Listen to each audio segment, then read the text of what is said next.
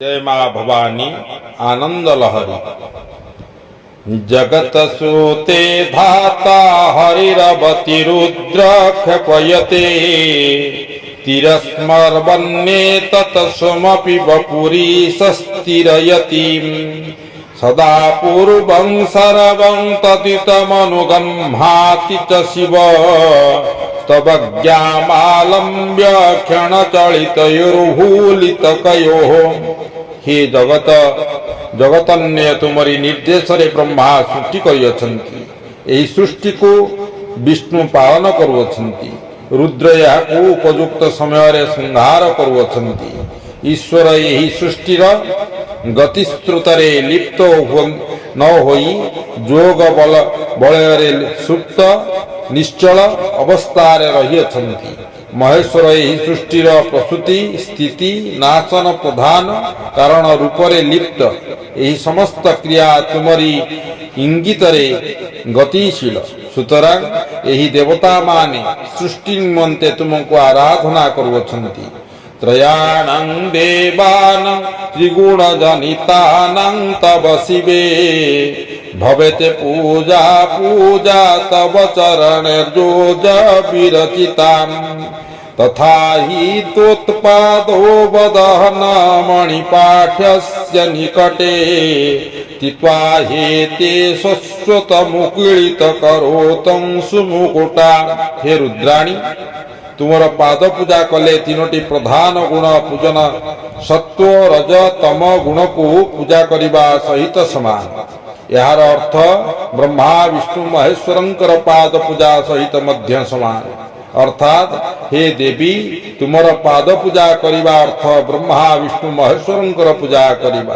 कारण सेमाने सर्वदा निजर हाथ को जोड़ी मुंडरे लगाई मुकुट आकार रे रखी तुमर पाद दर्शन अर्चना निमंते विद्यमान।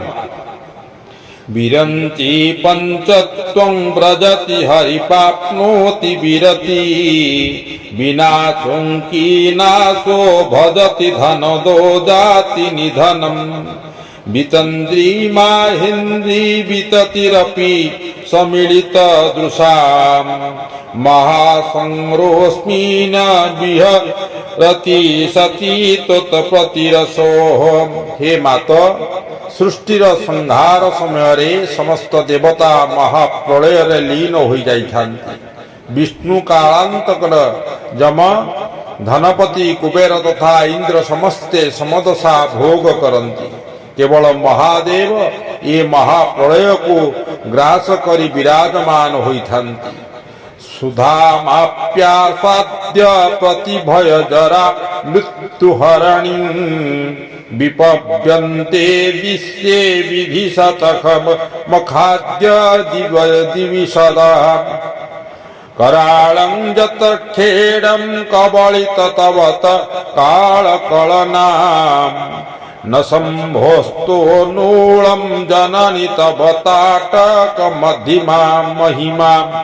हे भगवती पीयूष सर्वव्याधि जरावस्था शत्रु संकारु विनाश करे।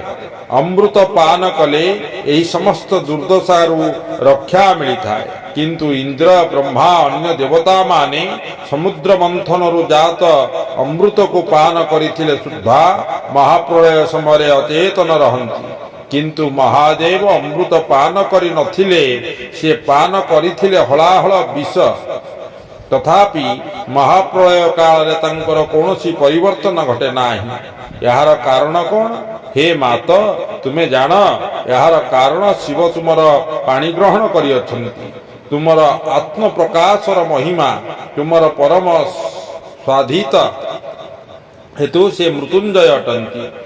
जपो जलप शिल्पम सकलमपि मुद्रा विरचना गति प्रावाक्षिण्य क्रमणमसनाद्याहुति विधिः प्रमाणं संवेश सुखमखिलमात्मापर्ण सपर्यापर्यायस्तव भवतु जन्मे विलसितम्।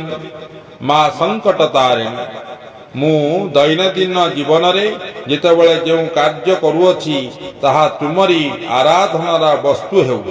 ମୋର କଥୋପକଥନ ବା ମୁଖରୁ ଉଚ୍ଚାରିତ ବାକ୍ୟ ତୁମର ଜପ ହେଉ। ମୋର ଅଙ୍ଗୁଳି ଚାଳନ ମୁଦ୍ରା ଗତି ତୁମ ଚତଃପାର୍ଶ୍ୱରେ ପ୍ରଦକ୍ଷିଣ ହେଉ। ମୋର ସମସ୍ତ ଭୋଜନ ବା ପାନ ତୁମର ସମ୍ମୁଖ ଯଜ୍ଞରେ ଆହୁତି ତୁଲ୍ୟ ହେଉ। ମୋର ଶୟନ ତୁମ ଆଗର ସାଷ୍ଟାଙ୍ଗ ପ୍ରଣିପାତ ପରି ହେଉ ଏବଂ ମୋର ସମସ୍ତ ବିଳାସ ତୁମଠାରେ ସମର୍ପଣ ପାଇଁ ବିନିଯୋଗ ହେଉ।